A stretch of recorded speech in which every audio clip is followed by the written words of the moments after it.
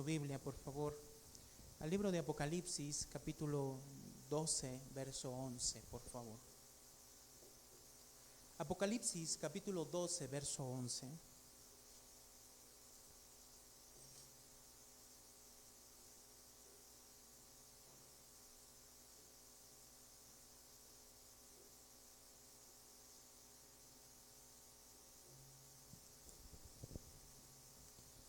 Vamos a leer verso 10 y 11. Yo lo voy a dar lectura, usted sígalo con su vista. Apocalipsis capítulo 12, verso 10 y 11.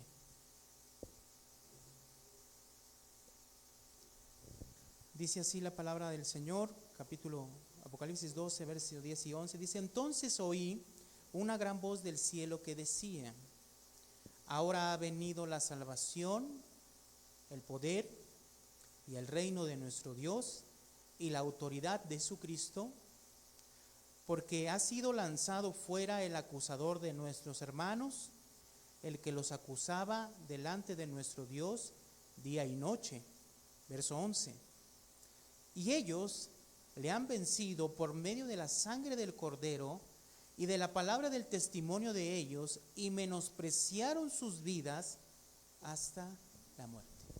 Oremos, por favor. Cierre sus ojos. Bendito Dios y Padre Celestial, Señor, en esta hora te pedimos que estés obrando en nuestras vidas, Señor. Queremos entender tu palabra, comprender tu palabra.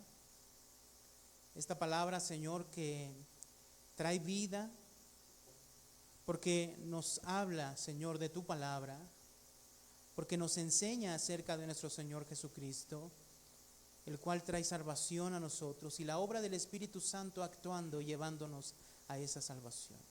Así que en esta hora rogamos, Señor, delante de tu presencia, que hables a nuestras vidas. Señor, que estés actuando en nuestros corazones, cambiando, transformando nuestra mentalidad, Señor, y sobre todo, Señor, dándonos una nueva creación, haciendo de nosotros unas nuevas personas. Te lo pedimos en esta hora, en el nombre de Cristo Jesús. Amén y amén. Cuando nosotros vemos el capítulo 12 de Apocalipsis, el capítulo 12 de Apocalipsis habla acerca de la iglesia. Y en especial el verso 10 y el verso 11 tienen una connotación realmente en la obra de nuestro Señor Jesucristo. Miren lo que dice el verso 10. Quiero que vea el verso 10. Dice: entonces oí una gran voz en el cielo que decía: ahora ha venido la salvación, el poder y el reino de nuestro Dios y la autoridad de su Cristo. El verso 10 nos está hablando de un escenario en el que viene, dice, ha venido la salvación, en el que viene también el poder de Dios y el reino de nuestro Dios junto. Y aparte menciona, y la autoridad de su Cristo. Estas cuatro cosas que vemos aquí, en realidad, hermanos, se cumplen con la primera venida de nuestro Señor Jesucristo.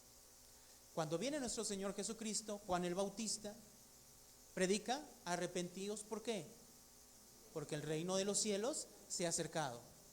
Y después de que termina su ministerio Juan el Bautista, Jesús, nuestro Señor Jesús, comienza su ministerio. ¿Y cuál es la predicación de nuestro Señor Jesucristo? Arrepentíos, porque el reino de los cielos se ha acercado. Por lo tanto, a través de ese reino, Cristo se revela como Rey. Él es el Cristo, Él es el Mesías prometido del Antiguo Testamento. Viene con Él el reino de Dios y la salvación de nuestro Dios a través de Cristo, ¿cierto? Por lo tanto, si podemos nosotros poner un tiempo en el que se cumple este verso de Apocalipsis capítulo 12, verso 10, es en el tiempo de la venida, de la primera venida de nuestro Señor Jesucristo. Ahora, en la segunda parte del verso 10 dice lo siguiente. Dice que Cristo dice la autoridad de su Cristo, porque ha sido lanzado fuera el acusador de nuestros hermanos. Está hablando acerca de la iglesia. El papel de Satanás, hermanos, era, en realidad la Biblia nos enseña, era acusarnos a nosotros. Por lo tanto, cuando viene nuestro Señor Jesucristo y Él muere por nuestros pecados, entonces ese acusador que estaba delante de Dios diciéndonos, mira, ya ves cómo está pecando, ese acusador que es el diablo, que es Satanás, que es la serpiente antigua que engañó a Eva, es arrojado fuera y en su lugar se pone Cristo. ¿Por qué? Porque aunque ese acusador acuse al creyente de sus pecados, Jesús dice, hey, espera, yo pagué por él. Miren lo que estamos diciendo aquí. Por lo tanto, está hablando de todas aquellas personas que son redimidas por medio de la fe en Cristo Jesús, ¿cierto? Y si le podemos dar un título a todas esas personas redimidas por la fe en Cristo Jesús, estamos hablando de la iglesia. Dice, el que acusaba delante de nuestro Dios día y noche. Entonces fue lanzado fuera, ¿no? Y entonces dice el verso 11, y ellos, y ellos se está refiriendo a los que acusaba este acusador. ¿A quién dijimos que representan estos? A la iglesia, los que han creído, los que han sido redimidos por la sangre de Cristo. Ahora, dice el verso 11, y ellos le han vencido. Entonces la iglesia, dice este verso, que la iglesia ha vencido. ¿Por medio de qué? ¿Cuál es el medio por el cual la iglesia vence? La sangre del Cordero. Entonces esta palabra vencer, hermanos, da una idea de que estamos en una guerra, que estamos en un conflicto, ¿sí? Y esto es real. Hay una guerra. ¿Entre quién y quién? Satanás contra la iglesia. Ahora, dice aquí que la iglesia vence. O sea, hemos vencido. Ahora es muy importante el medio por el cual vencemos. Dice, por medio de la sangre del Cordero, o sea, por medio de haber creído en Él y haber sido rociados por la sangre de Cristo, siendo redimidos, comprados por su sangre. Y aparte, menciona algo más, dice, y de la palabra del testimonio de ellos. Está hablando obviamente de la palabra de Dios, está hablando de la palabra que menciona a la iglesia. ¿Qué palabra trae la iglesia? ¿Qué palabra es la que pregona la iglesia, la que predica la iglesia? Es el evangelio de nuestro Señor Jesucristo, es la palabra de Dios que contiene la revelación de nuestro Señor Jesucristo para salvación nuestra. Por lo tanto, la forma de vencer, la iglesia vence por medio de dos cosas, hasta aquí. La primera, por medio de la sangre de Cristo. Hemos creído y entonces hemos vencido la muerte porque hemos sido resucitados para una nueva vida. Por eso cada uno de nosotros, la Biblia nos dice que somos nuevas criaturas, ¿cierto? Eso ocurrió cuando creímos en nuestro Señor Jesucristo, cuando Él roció con su sangre y limpió nuestros pecados. Pero la segunda forma de vencer, escúcheme, la segunda es a través de la palabra de Dios. La palabra del testimonio de ellos. Es a través de la palabra. Ahora, mire qué termina diciendo.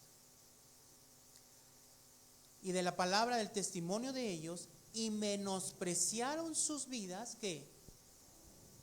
¿Qué significa esto? Cuando nosotros hablamos de menospreciaron su vida hasta la muerte, está hablando entonces que estas personas, hermanos, fueron capaces, recordemos que está hablando de la iglesia.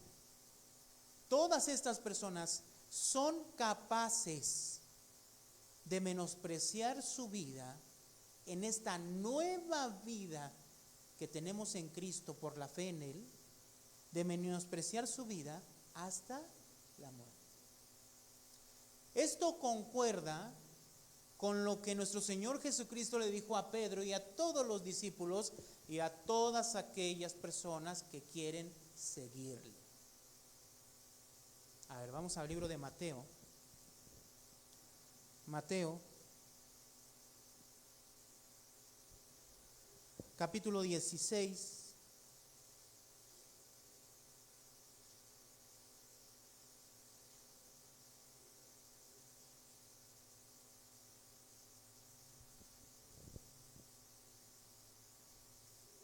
Verso 24.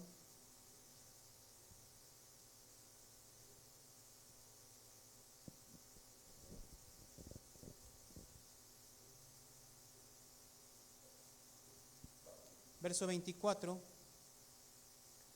Conviene para entender el pasaje que nosotros veamos acerca de lo que había dicho Jesús en el verso 21, 16, 21. Dice, desde entonces comenzó Jesús a declarar a sus discípulos que él era necesario ir a Jerusalén. ¿Qué significa esto? Nuestro Señor Jesucristo en los versos anteriores le pregunta a sus discípulos acerca de quién piensan ellos que es Jesús. Ustedes conocen la respuesta que se levanta Pedro, ¿no? Y dice, tú eres el Cristo, el Hijo del Dios viviente. ¿Qué significa esto? Significa que Pedro había reconocido a Jesús como el Mesías, al Mesías prometido del Antiguo Testamento. Entonces Jesús reconoce que él es el Mesías delante de ellos y entonces dice las siguientes palabras. Mire lo que dice el 21. Desde entonces comenzó Jesús a declarar a sus discípulos que le era necesario ir a Jerusalén. ¿Y qué, hermano? Y padecer mucho de los ancianos, de los principales sacerdotes y de los escribas, y ser muerto y resucitar al tercer día. Entonces, miren, interesante, muy interesante lo que estamos viendo aquí. Jesús le dice a sus discípulos, ¿qué piensan que soy yo? Se levanta Pedro y dice, tú eres el Cristo, el Mesías prometido, el Hijo del Dios viviente. Hay una porción en la Biblia, en los evangelios, donde Jesús le dice, esto no proviene de ti, Pedro, sino te le reveló mi Padre, le dice así. Lo que también podemos nosotros ver y decir aquí en este pasaje es que Jesús, inmediatamente reconociendo que Él es el Cristo, nosotros tenemos que entender que el Cristo tenía que padecer. El Antiguo Testamento nos habla del padecimiento del Mesías, que iba a ser muerto y resucitar al tercer día. Entonces Jesús, a través de este verso 21, Él está reconociendo que que Él es el Cristo que iba a padecer. Entonces en el verso 22 dice, entonces Pedro, tomándole aparte, comenzó a reconvenirle, que es regañar, llamar la atención. Pedro le está llamando la atención a Jesús por lo que había dicho anteriormente, que tenía que ir a Jerusalén a padecer mucho de los ancianos, de los principales sacerdotes, de los escribas, tenía que ser muerto y resucitar al tercer día. Esto no lo comprendían ellos en ese momento para nada. Entonces lo agarran y le dicen, oye, ¿qué te pasa? Pedro lo agarra, imagínense, agarrar a Jesús y regañarlo. Y le dijo, Señor, ten compasión de ti, en ninguna manera esto te acontezca. Verso 23. Pero él, volviéndose, dijo a Pedro, ¿qué le dijo, hermano? A ver, leemos juntos. Quítate de delante de mí, Satanás, me eres tropiezo, porque no pones la mira en las cosas de Dios, sino en las cosas de los hombres. Entonces Jesús, verso 24, voltea a ver a sus discípulos, a todos los que le estaban siguiendo. Y leemos juntos, dice, entonces Jesús dijo a sus discípulos, si alguno quiere venir en pos de mí, niéguese a sí mismo y tome su cruz y sígame.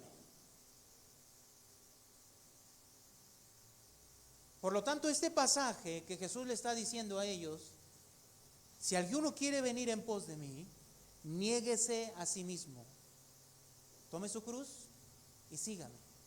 ¿Se acuerda que en el capítulo 12 de Apocalipsis que leímos, en el verso 11, menciona la Escritura acerca de que la iglesia vence por medio de dos cosas: la sangre del Cordero y de la palabra del testimonio de ellos? Y esas dos cosas, ¿qué hicieron, hermano, en la vida del creyente, en la vida de la iglesia? Le hicieron a la iglesia menospreciar su vida, ¿hasta qué? Hasta la muerte. Por lo tanto, si algo nosotros podemos pensar acerca de la iglesia, es que la iglesia tiene esta finalidad. ¿Cuál? Dar su vida por Cristo, por el Evangelio, por la salvación que ha recibido por medio de la redención en Cristo Jesús. Jesús le dice esto a sus discípulos y esto a la iglesia entera. ¿Quieren seguirme? Niéguense. ¿Y qué significa eso? Morir a nosotros. Dejar de ser nuestros reyes y permitir que Dios sea quien gobierne nuestras vidas. Cuando los discípulos escucharon tome su cruz, nosotros hoy en día no pasamos de ver una cruz de madera o con un Cristo ahí, porque tenemos relación y entendemos esto. Tome su cruz, pues cualquiera, si nosotros lo vemos en nuestro contexto, cualquiera agarra la cruz y se la lleva, ¿no? Pero ellos entendían perfectamente qué era tomar su cruz. Hermanos, era la forma en que los romanos, el gobierno romano, el imperio romano, castigaba a los delincuentes. ¿Para qué? Para que al ponerlos ahí, la gente viera, temiera y no volviera o alguien no hiciera lo que esa persona hizo. Por lo tanto, ¿sabe qué significaba tome su cruz? Morir. Morir. Entonces dice Jesús, mueran y síganme. ¿Por qué viene todo esto? ¿Por qué inicié de esta manera? Porque cuando nosotros vemos el libro de Hechos y vemos la vida de Pablo, y vemos que Pablo tiene expresiones tales como la siguiente. Hechos, capítulo 20.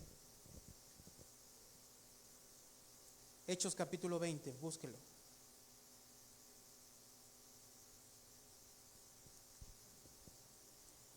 Verso 24. Verso 24.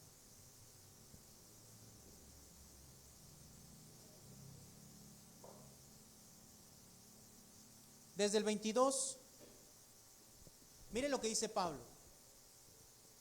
Ahora, he aquí, ligado yo en espíritu, voy a Jerusalén, sin saber lo que allá me haya de acontecer.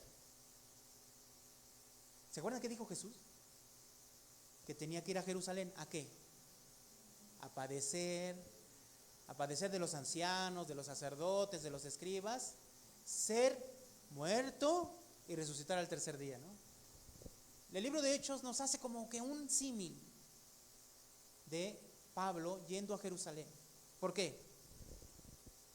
Pablo quiere ir a Jerusalén, dice en espíritu voy a Jerusalén sin saber lo que allá me ha de acontecer. Él sí no sabía, Jesús sí sabía, pero sí sabía lo que iba a pasar. No a la perfección, pero sí sabía algunas cosas. Dice el verso 23, ¿qué sabía Pablo? Salvo que el Espíritu Santo por todas las ciudades, ¿qué? Me da testimonio diciendo que me esperan prisiones y tribulaciones. Entonces Pablo va por medio del Espíritu, quiere ir a Jerusalén, guiado por el Espíritu, va a Jerusalén, pero el Espíritu también le dice que en ese lugar le esperan, ¿qué, hermano? Prisiones y tribulaciones. Y si nosotros vemos estas expresiones y la vemos con nosotros, vuelvo a insistir, son expresiones que no tienen sentido con nosotros, porque si alguien le dice a usted, pues allá están apedreando, allá están haciendo cosas y matando a los cristianos, pues ¿cuándo nos vamos a ir a parar? ¿Verdad? Es obvio. ¿Quién? Ay, gente tonta que va para allá. Pero Pablo, miren lo que dice en el verso 24. ¿Leemos juntos? Pero de ninguna cosa hago caso, ni estimo preciosa mi vida para mí mismo, con tal que acabe mi carrera con gozo y el ministerio que recibí del Señor Jesús, para dar testimonio del Evangelio de la gracia de Dios. ¿Qué dice Pablo? Voy a Jerusalén, pero no me importa lo que pueda pasarme, no sé qué me vaya a pasar, pero el Espíritu me dice que voy a recibir prisiones y tribulaciones, pero no hago caso de nada. Dice Pablo, ni estimo preciosa mi vida para mí mismo, con tal de que acabe mi carrera con gozo y el ministerio que recibí del Señor Jesús, para dar testimonio del Evangelio de la gracia de Dios. ¿Qué le dice a usted estos pasajes? Hermanos, cuando nosotros vamos a la palabra de Dios, nosotros debemos de reflexionar sobre por qué está aquí esto. La Biblia dice, hermanos, que toda escritura es inspirada por Dios. Y hay dos formas de ver la inspiración, una que menciona a Pedro y una que menciona a Pablo. ¿Sí? Pablo menciona inspiración en el sentido de que está Dios mismo soplándose, es el aliento de Dios. O sea, Dios mismo va dando vida a través de esa palabra. Y Pedro, cuando habla de eso, es que esa inspiración es la que empuja, como a un velero lo empuja el viento. Entonces, estas personas fueron empujadas, inspiradas a que escribieran estas palabras donde Dios está siendo exalado, Dios mismo. Por lo tanto, este pasaje tiene un sentido para nuestra salvación. ¿Qué nos importa a nosotros si Pedro, si Pablo querían dar su vida? Bueno, la vida de la iglesia en Apocalipsis, a través de la salvación y ser rociados por la sangre y de la palabra, tiene por consecuencia, ¿qué? Negar su vida, entregar su vida hasta la muerte. ¿No fue lo que le dijo Jesús a sus discípulos?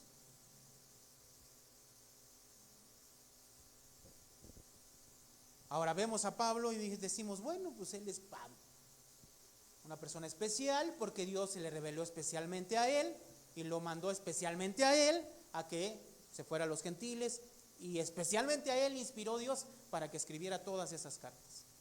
Bueno, ahorita vamos a ver si eso es cierto. Es cierto, pero a veces lo vemos como algo exclusivo de él, y no es así. Hay otro pasaje que hemos estado meditando donde él menciona estas mismas palabras, y es en el capítulo 21, en el verso 13. Capítulo 21, verso 13.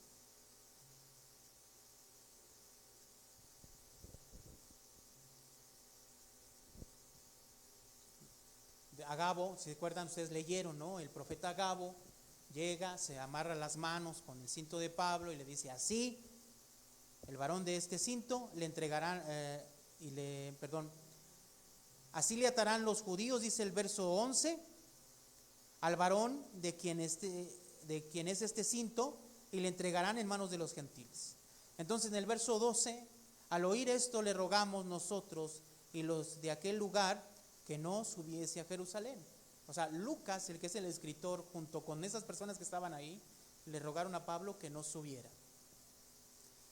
Verso 13, leemos juntos, dice: entonces Pablo respondió: ¿qué hacéis llorando y quebrantándome el corazón? Porque no estoy dispuesto no solo a ser atado, mas aún a morir en Jerusalén por el nombre de nuestro Señor Jesús. ¿No concuerda esta actitud de Pablo con lo que menciona Apocalipsis capítulo 12 y lo que menciona Mateo, nuestro Señor Jesucristo, en el libro de Mateo capítulo 16, cuando le dice a los discípulos: el que quiera venir en pos de mí, niéguese a sí mismo, tome su cruz y sígame.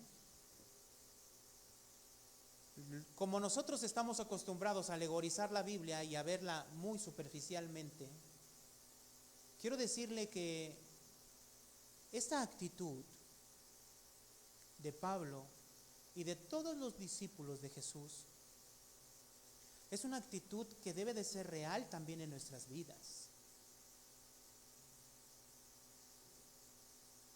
¿Por qué? ¿Por qué digo esto?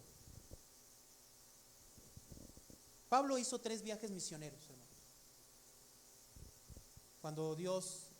Cuando Jesús se manifiesta a Pablo, Pablo se prepara, y nosotros vimos en el libro de Hechos capítulo 11 que el Espíritu Santo separa a Pablo y a Bernabé para que estos fueran a predicar el Evangelio. Pablo, que es donde se centra Lucas, inspirado por el Espíritu Santo para narrar todas estas historias y los viajes misioneros, Pablo fue, hermanos, hizo 3 viajes. El primer viaje lo hizo en Asia Menor, donde hoy, si usted busca ahí en el Google Maps, es Turquía, la parte de Turquía, y regresa, nada más hace esa parte y regresa. En su segundo viaje vuelve a pasar por Galacia, que hoy es Turquía, pero ¿se acuerdan de ese hombre macedonio que le dice: ven? ¿Se acuerdan? Bueno, entonces Pablo pasa por Galacia, pero también pasa por lo que hoy en día es Macedonia y lo que hoy en día nosotros conocemos como Grecia. Ahí encontramos nosotros a la iglesia de Filipo, o a la ciudad de Filipo, la ciudad de Tesalónica. ¿Se acuerdan de los de Berea? Bueno, de Tesalónica, más al sur, un poquito más al sur, encontramos la ciudad de Berea. Y más al sur ya encontramos la región de Acaya, así se llama esa región. ¿Sí? En esa región fue a 2 lugares en especial: Atenas, que hoy conocemos que Atenas es la capital de Grecia, y lo que es Corinto, que era la región más grande de Acaya, Corinto. Y después regresa otra vez y hace un tercer viaje. En ese tercer viaje, hermanos, es también muy importante que nosotros nos centremos. ¿Por qué? Porque aparte de que va por Galacia y aparte de que va a Macedonia, incluye un lugar que no había visitado antes, que se llama Éfeso. ¿Sí leyeron? Cuando meditaron que Pablo llegó a Éfeso. Ahí en Éfeso, hermanos, vamos a ir al capítulo 19 de Hechos. A ver, busque 19. Hechos 19, verso 8 al 10, dice lo siguiente: y entrando Pablo en la sinagoga, habló con denuedo por espacio de 3 meses, discutiendo y persuadiendo acerca del reino de Dios. Pero endureciéndose algunos y no creyendo, maldiciendo el camino delante de la multitud, se apartó Pablo de ellos y separó a los discípulos, discutiendo cada día en la escuela de uno llamado ¿qué? Tirano. Verso 10.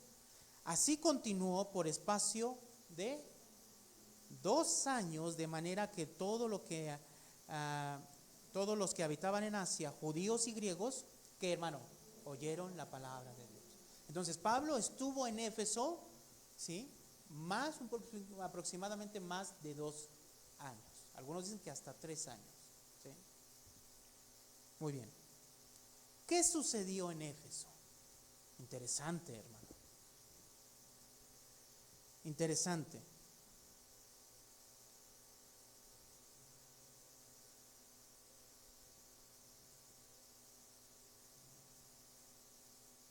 Estando aquí en Éfeso,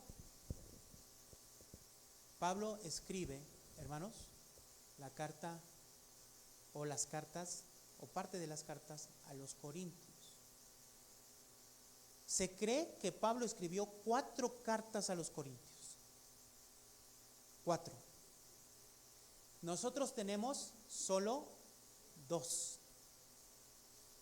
Segunda de Corintios escribe parte en Éfeso y parte, hermanos, en la región de Macedonia. ¿Por qué le digo esto?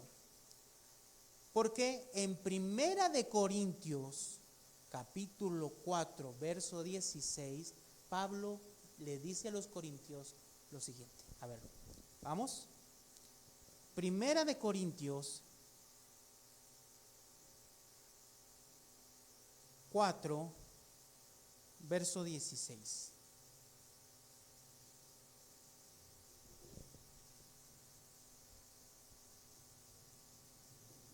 A ver, vamos a leer el verso 16 juntos.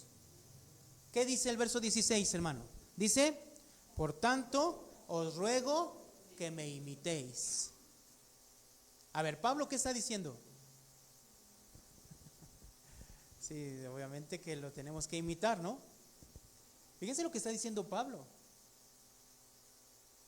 ¿En qué lo tenemos que imitar?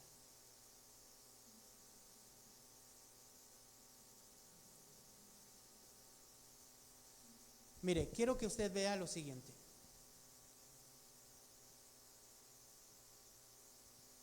En el verso 6 dice, por esto, hermanos, lo he presentado como ejemplo a mí y en Apolos por amor de vosotros, para que en nosotros aprendáis a no pensar más de lo que está escrito, no sea que por causa de uno os envanezcáis unos contra otros. Porque ¿quién te distingue o quién que no hay, o qué tienes que no hayas recibido? Y si lo recibiste, ¿por qué te glorías como si no lo hubieras recibido? Ya estáis saciados, ya estáis ricos, si nosotros reináis. Y ojalá reinaseis para que nosotros reinásemos también juntamente con vosotros. Porque según pienso, Dios nos ha exhibido a nosotros, los apóstoles, como postreros, como a sentenciados a muerte, pues hemos llegado a ser espectáculo al mundo y a los ángeles y a los hombres. Nosotros somos insensatos por amor de Cristo, mas vosotros prudentes en Cristo. Nosotros débiles, mas vosotros fuertes. Vosotros honorables, mas nosotros despreciados. Hasta esta hora padecemos, a ver qué dice hermano, hambre, tenemos sed, estamos desnudos, somos abofeteados y no tenemos morada fija. ¿Qué le dice Pablo aquí? Está discutiendo, está enterándose de la situación en los Corintios y hay gente ahí que se cree mucho, ¿no? Y entonces Pablo dice, ustedes mientras se creen mucho, nosotros los verdaderos cristianos, los verdaderos apóstoles, en vez de ser personas que están ahí siendo exalzadas por las personas, sufrimos y somos, dice aquí, dice, padecemos hambre, tenemos sed, estamos desnudos, somos abofeteados y no tenemos morada fija. Verso 12. Nos fatigamos trabajando con nuestras propias manos, nos maldicen y bendecimos, padecemos persecución y lo soportamos. Nos difaman y rogamos. Hemos venido a ser hasta ahora como ¿qué, hermano? La escoria del mundo, el desecho de ¿quién? De todos. Verso 14, no escribo esto para avergonzaros, sino para amonestaros como a hijos míos amados, porque aunque tengáis 10,000 ayos en Cristo, que son 10,000 maestros en Cristo, no tendréis muchos padres, pues en Cristo Jesús yo os engendré por medio del Evangelio. Y entonces Pablo dice, leemos juntos, por tanto os ruego que me imitéis. ¿En qué? ¿En qué? Entregar nuestra vida al Señor. Y en lo que resta, por favor, de la predicación, quiero que se esfuerce un poquito y que esté despierto en lo que voy a decir. En el capítulo 11, Pablo vuelve a repetir esto. Capítulo 11 de Primera de Corintios.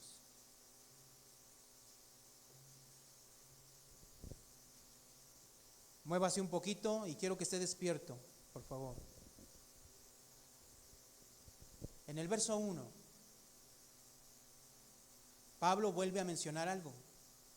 Leemos juntos, ¿qué dice? Sed imitadores de mí, así como yo de Cristo. ¿A quién imitaba a Cristo? Perdón, ¿a quién imitaba a Pablo? A Cristo. O sea, ¿y qué imitaba? A ver, ¿qué imitaba? Todo. Y cuando hablamos de todo, hablamos de su carácter, ¿cierto? ¿Verdad? A ver, miren lo que dice aquí. Vamos al capítulo anterior, capítulo 10. Capítulo 10, verso 31 al 33. Mire lo que dice el 31. Dice, si pues coméis o bebéis, Pablo está solucionando un problema ahí entre los hermanos. Algunos sabían, algunos no sabían, tenían conocimiento, algunos no. Algunos comían, otros no comían, tenían un problema de a ver si teníamos que comer o no, etc. Y en el verso 31 Pablo dice así, si pues coméis o bebéis, o hacéis otra cosa, hacedlo todo ¿para qué? Para la gloria de Dios. No seáis, ¿qué dice? Tropiezo ni a judíos, ni a gentiles, ni a la iglesia de Dios. Como también yo en todas las cosas agrado a todos, no procurando mi propio beneficio, sino el de muchos. ¿Para qué, hermano? Para que sean salvos. ¿Cuántos de ustedes, hermano, leyeron lo que pasó en el capítulo 21 cuando Pablo llega a la ciudad de Jerusalén? En Jerusalén es apresado, ¿verdad? ¿Pero qué le pidieron? ¿Se acuerda? Se entrevista con Jacobo, que era el pastor, vamos a ponerlo así, ¿sí? El pastor de la iglesia. Pero se dan cuenta, Pablo se da cuenta que en la iglesia todavía esos que habían creído, judíos que habían creído en Cristo, seguían practicando las obras de la ley.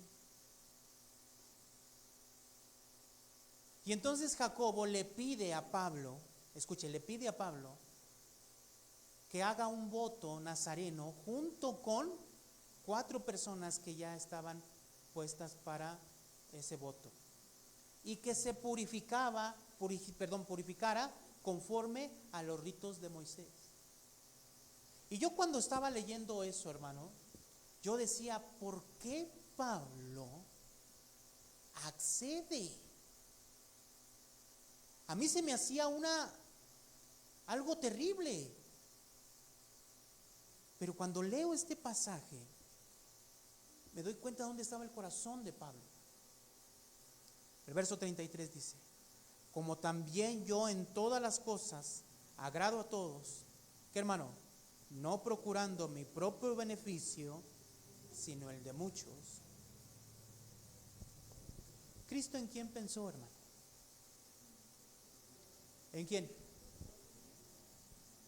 Si Cristo hubiera pensado como yo, hubiera pensado como usted, que la verdad somos ególatras, personalistas, individualistas, como dice el fútbol, no le damos el pase a nadie, queremos meter el gol nada más nosotros. Y así la fallemos y la fallemos, seguimos tirando nosotros a gol. No nos asociamos, no vemos para otra persona, solamente vemos para nosotros mismos. Y Pablo, hermanos, era capaz de inclusive dar su vida para que otras personas pudieran escuchar del Evangelio. Y Pablo no dice, esto es exclusivo de mí. ¿O sí dice así? Entonces, ¿qué dice en el capítulo 11, verso 1? Leemos. Sed imitadores de mí, así como yo de Cristo. Entonces, ¿cómo tenemos que vivir, hermano?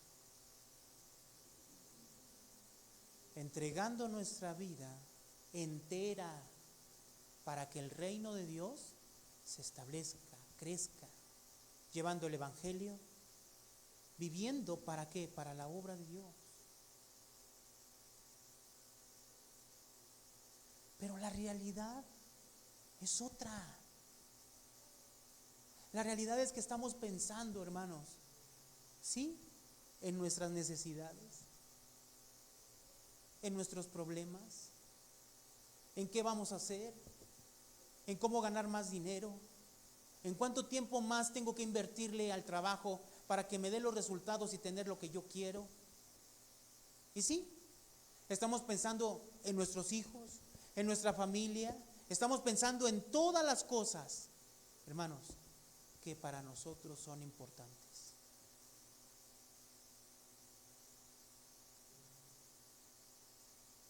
Antes que a Dios. Hoy nadie nos persigue.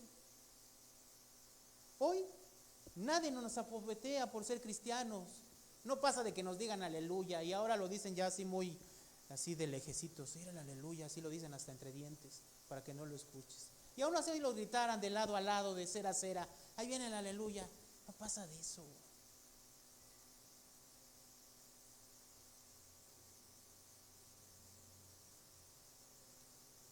Mientras tanto, la Biblia nos enseña que debemos de dar nuestra vida. Pero la realidad es que estamos sumergidos en nuestro egocentrismo. Nosotros, ¿qué vamos a hacer nosotros? Viendo nada más para mí, para mi familia, lo que yo quiero, mis prioridades, etc. Así es. Es la realidad, hermanos.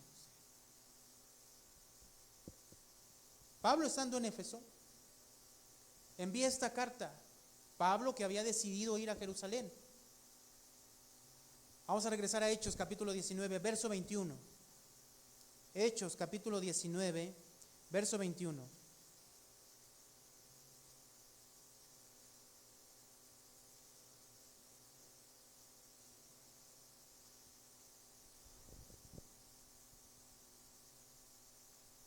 En el verso 21 dice: pasadas estas cosas, Pablo se propuso en espíritu ir a Jerusalén después de recorrer Macedonia y Acaya, diciendo: después de que haya estado allí, me será necesario que ver también a Roma. Entonces Pablo tenía en su corazón ir a predicar el Evangelio, ir a la iglesia de Jerusalén, pero antes de ir a Jerusalén quería volver a pasar a confirmar a los hermanos de Macedonia y Acaya, ¿sí? Y después de ahí viajar a Jerusalén, y ya estando en Jerusalén, de ahí ir a Roma para predicar el Evangelio. Capítulo 20, verso 1 al 3, de aquí de Hechos. Después de que cesó el alboroto, llamó Pablo a los discípulos y, habiéndoles exhortado y abrazado, se despidió y salió para ir a Macedonia. Y después de recorrer aquella región y de exhortarles con abundancia de palabras, llegó ¿a dónde? A Grecia. O sea, en otras palabras, llegó a la región donde se encontraba primeramente Atenas, pero también la iglesia que había fundado y que había estado ahí 1 año y medio, que se llama Corinto. En esa iglesia, dice aquí, verso 3, después de haber estado allí, ¿qué? 3 meses, y siéndole puesta acechanza por los judíos para cuando se embarcase para Siria, tomó la decisión de volver ¿a qué? A Macedonia. ¿Por qué cito este pasaje? Porque la mayoría de los estudiosos bíblicos dicen que estos 3 meses que estuvo en la iglesia de Corinto, escribió una carta a los romanos. Aquí. ¿Y qué es lo que le escribe a los romanos? Bueno, quisiera que fuéramos al libro de Romanos, por favor, a la carta a los romanos. capítulo 15, Romanos capítulo 15.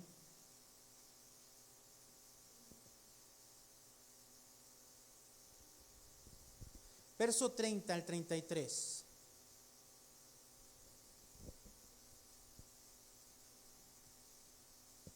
Cuando escribe la carta entonces a los romanos,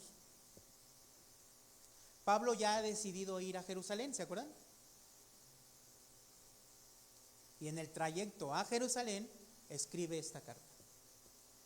Dice el verso 30, pero os ruego, hermanos, le está pidiendo Pablo a los hermanos de Roma, por carta obviamente, pero os ruego, hermanos, por nuestro Señor Jesucristo y por el amor del Espíritu, que me ayudéis orando por mí a Dios. Entonces le está diciendo a los hermanos de Roma, ¿sí?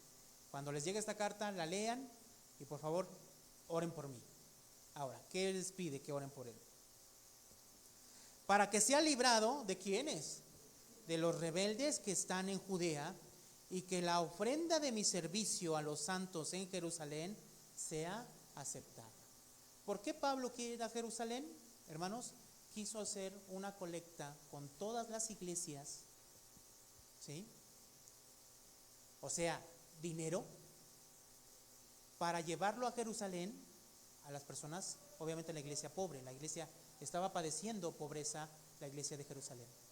Y Pablo quiere llevar esa ofrenda de todas las iglesias gentiles a Jerusalén. Por eso les dice aquí, y que la ofrenda de mi servicio a los santos en Jerusalén sea aceptada, para que con gozo llegue a vosotros por la voluntad de Dios. O sea, después de que haya dejado la ofrenda, esté ahí, pueda ir ¿a dónde? A Roma. Por eso dice, para que con gozo llegue a vosotros por la voluntad de Dios, y que sea recreado juntamente con vosotros. Y el Dios de paz sea con todos vosotros. Amén. Entonces, ¿qué vemos aquí? Pablo escribe la carta a los romanos, estando en Corinto, durante 3 meses estuvo, escribe la carta, y en esa carta les dice, por favor oren por mí porque voy a Jerusalén, y allá hay rebeldes, dice, los rebeldes que están en Judea, ¿sí? Son los mismos que siempre le habían perseguido, los judíos. Ahora, lo que quiero ver en el libro de Romanos es que ustedes vean por qué Pablo vive así. ¿Por qué vive de esa manera el evangelio? ¿Por qué no le importa viajar a ese lugar que va a tener persecución y no le importa nada su vida, sino que quiero cumplir lo que el Señor tenga para mí? ¿Por qué esa valentía, ese arrojo? ¿Por qué ese denuedo en la vida de Pablo? Yo les mencionaba el día miércoles, a veces parece ser que alguien le dio una pócima o que unos toques mágicos, alguien lo tocó con una varita para que este hombre fuera así y dijera, yo, no importa que yo quiero servir a mi Señor con ese fervor y esa pasión que sí nos hace falta, hermanos, la verdad.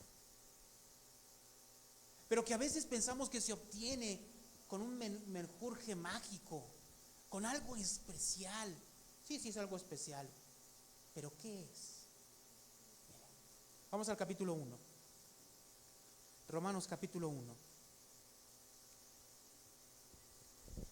Dice el verso 1. Pablo, siervo de Jesucristo, llamado a ser apóstol, apartado para el evangelio de Dios. ¿Cómo se presenta? ¿Como qué? Como siervo. Y si se acuerdan cuando vemos el libro de Romanos, ¿qué significa siervo? La palabra siervo en el original, ¿qué significa? ¿Alguien se acuerda? A ver. Esclavo. ¿Y qué es un esclavo, hermano?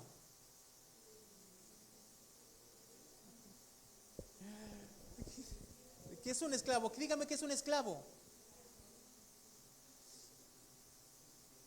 ¿Alguno de ustedes jugó con sus hermanos alguna vez a los esclavos? ¿No? ¿No? O sea, podríamos tener esa vaga idea, ¿no? Porque un esclavo es alguien que va a obedecer a todo lo que se le pida, ¿sí o no? Pero si lo vemos de una manera ya más real, el esclavo no tiene nada, todo le pertenece a su amo, no tiene ni siquiera su propia voluntad, porque en realidad este hombre está al servicio total de su amo. Entonces él todo lo hace para su amo, inclusive cuando descansa es orden de su amo. No sé si me estoy explicando. Mientras su amo no le diga, ya, vete a descansar, el esclavo sigue estando ahí, al servicio del amo. Entonces ni siquiera voluntad tiene. Miren nada más hasta dónde llega Pablo.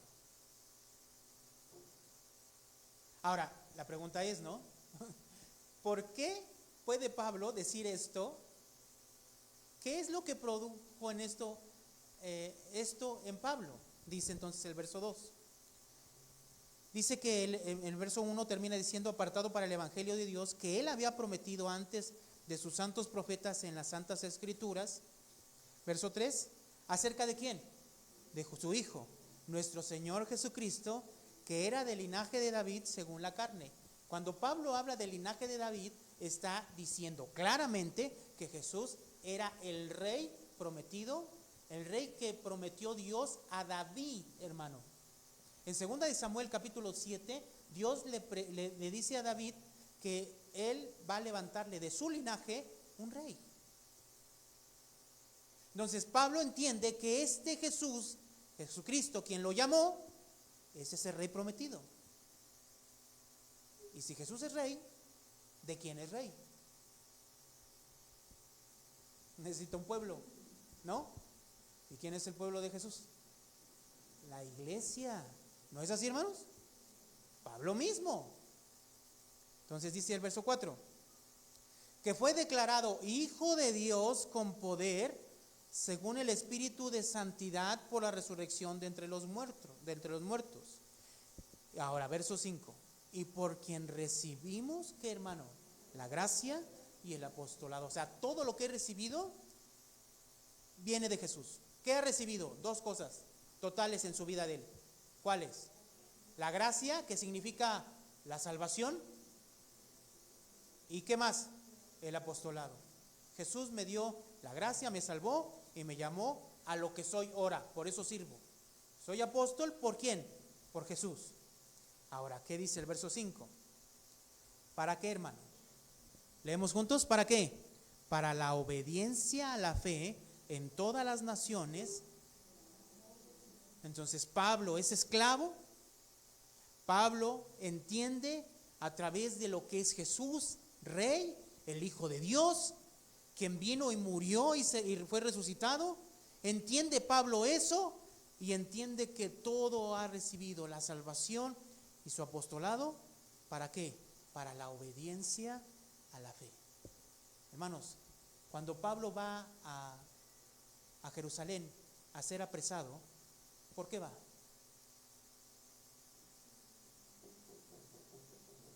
¿Por qué va, hermanos?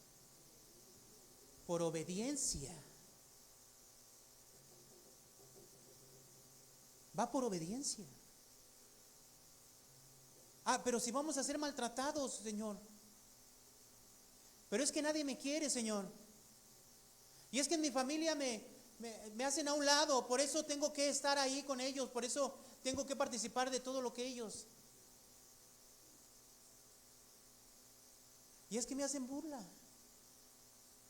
Y es que no te puedo seguir, Señor, ¿por qué? Porque tengo que hacer estas cosas. La vida de Pablo era una vida de obediencia.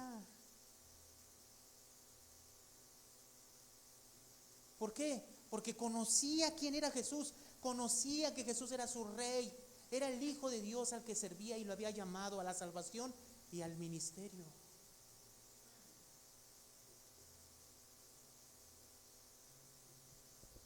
Y dice el verso 6, entre las cuales estáis también vosotros, llamados a ser, ¿de quién? De Jesucristo. Entonces la iglesia, ¿a qué está llamada? A ser, ¿de quién? De Jesucristo. Pablo, hermanos, en realidad todo lo que está viviendo, su vida, es porque él entiende todo lo que Jesús hizo por su vida, por él. ¿Cómo lo rescató? Todo lo que Dios le dio. Entiende perfectamente quién es Jesús en su vida y él puede vivir de esa manera. Eso significa que mientras nosotros sigamos conociendo a Dios vagamente y no entendamos perfectamente la obra de Jesús, tendremos o seremos siempre creyentes mediocres. ¿Qué? Hacen las cosas cuando deciden hacerlas.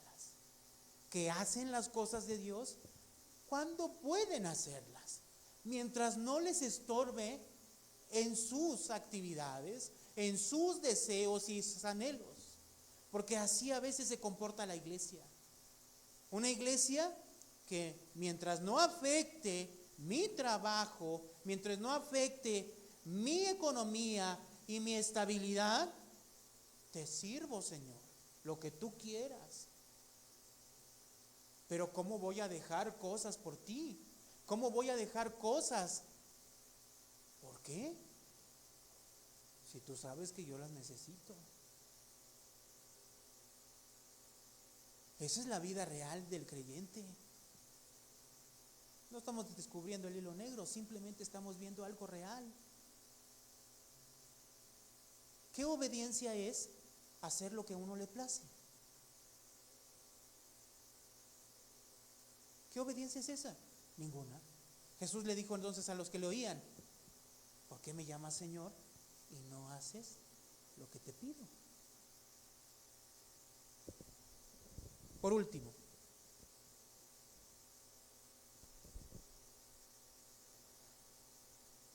¿Pablo a dónde quería ir, hermanos? ¿Se acuerdan? Quería ir a Jerusalén, ¿verdad? Pero no era el último lugar donde él quería ir. ¿Dónde quería ir? A Roma. Y no va como él pensaba, ¿no? Como le escribió a ellos. Hay 4 cartas que escribe Pablo en Roma siendo prisionero. 4. Efesios, Filipenses, Colosenses y Filemón. 4. En 2 de ellas, simplemente quiero ver 2 de ellas para que ya terminemos de compartir la predicación de hoy. Pero quiero que ponga mucha atención a lo que menciona Pablo en Filipenses. Vamos a Filipenses capítulo 3.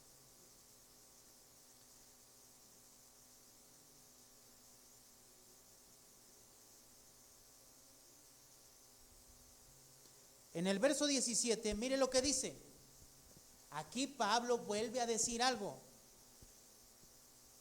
Leemos juntos Filipenses capítulo 3, verso 17. Dice: hermanos, sed imitadores de mí y mirad a los que así se conducen según el ejemplo que tenéis en nosotros. ¿Qué significa esto? Pablo les está diciendo entonces a los hermanos en carta, a los hermanos de Filipo, que están en la iglesia de Filipo, por eso le llama Filipenses, a los hermanos de Filipo, que sean imitadores de él. Ya en Corintios él le había dicho: imítenme a mí porque yo imito ¿a quién? A Cristo. Ahora, en este pasaje no solamente dice imítenme a mí. ¿Qué dice? Imítenme a mí y mirad a los que así se conducen según el ejemplo que tenéis en nosotros. O sea, significa que otras personas también pueden vivir así. Significa que la vida que vemos en Pablo no es una vida inalcanzable, no, para nada. Es una vida que podemos nosotros seguir. Obviamente, ¿quién guiaba la vida de Pablo? El Espíritu Santo. Aquí en el capítulo 3, Pablo dice lo siguiente. Capítulo 3.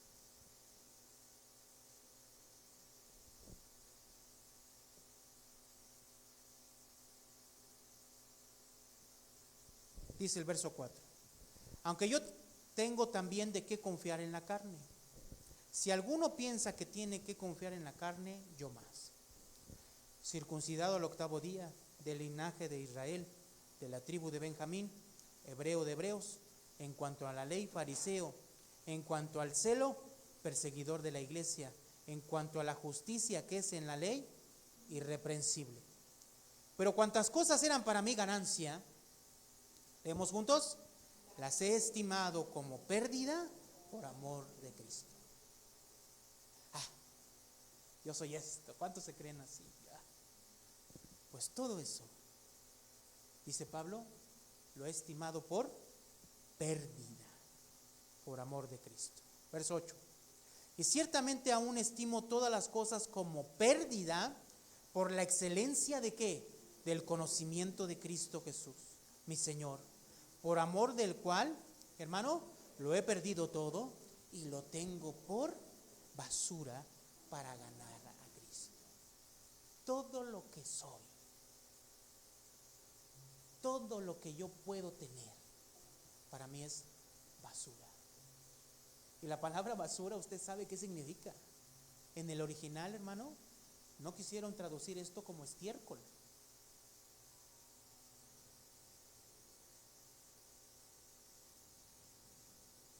Aquí están los jóvenes con nosotros hoy.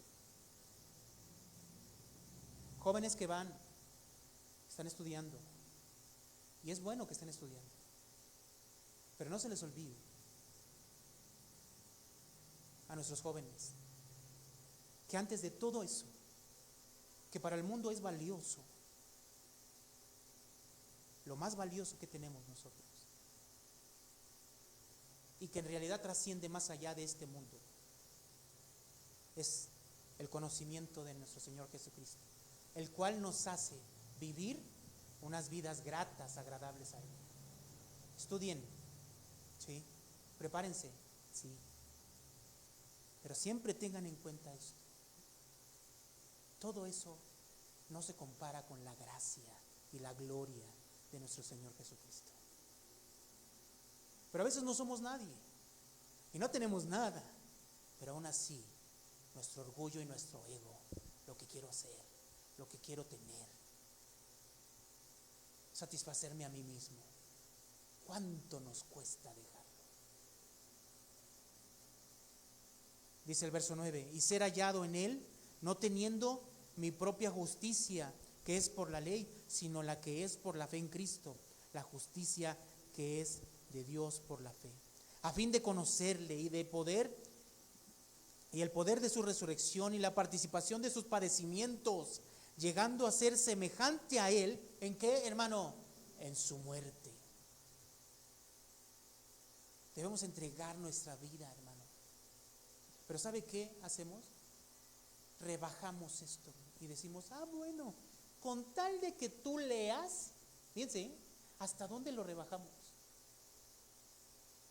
A veces estamos tan desesperados como pastores o como iglesia, que le decimos a la iglesia, pues mientras tú leas media hora, no te pido más, media hora con eso y haz tus actividades. Qué triste.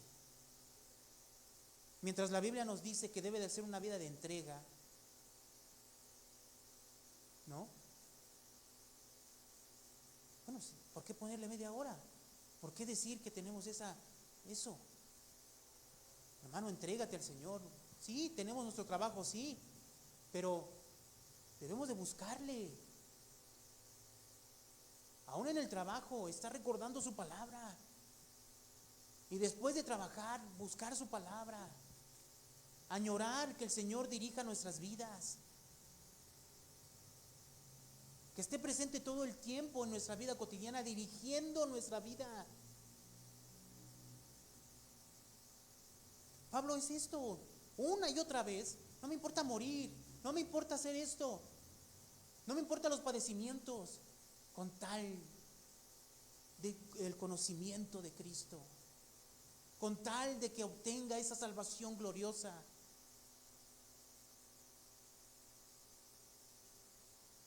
Por último, dejemos a un lado a Pablo. No, pero yo quisiera terminar con esto. Vamos a Efesios y con eso terminamos. Efesios, capítulo 4.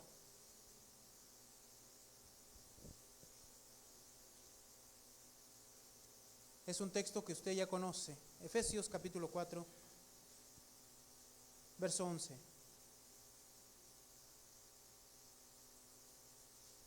Dice, él mismo constituyó a unos apóstoles y a otros profetas y a otros evangelistas, a otros pastores y maestros,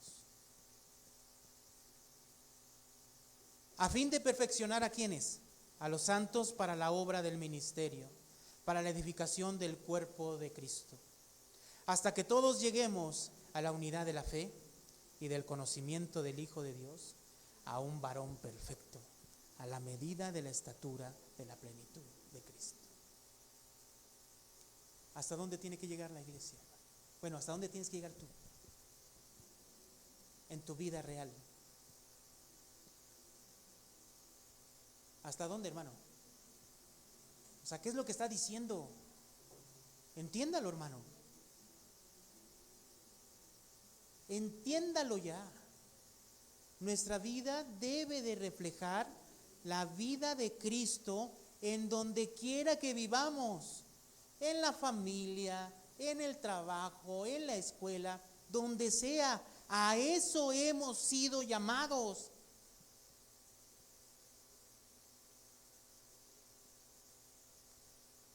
¿Para qué? Verso 4, verso 14. ¿Leemos juntos? Para que ya no seamos niños fluctuantes, llevados por donde quiera viento de doctrina, por estratagema de hombres que para engañar emplean con astucia las artimañas del error, sino que siguiendo la verdad en amor, crezcamos en todo en aquel que es la cabeza, esto es Cristo. Debemos de ir creciendo, hermanos. Verso 16, de quien todo el cuerpo, bien concertado y unido entre sí por las coyunturas, que se ayudan mutuamente, según la actividad propia de cada miembro, recibe su crecimiento para ir edificándose en amor.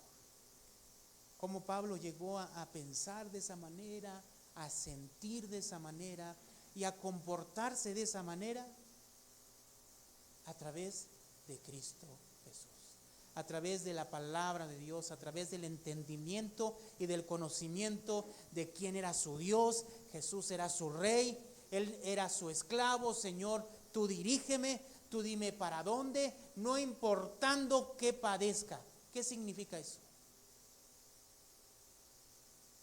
Pablo no dijo, espérenme, ese es lo único que yo puedo hacer, ustedes nunca lo van a poder hacer. No, una y otra vez repitió, imítenme a mí, así como yo imito a Cristo.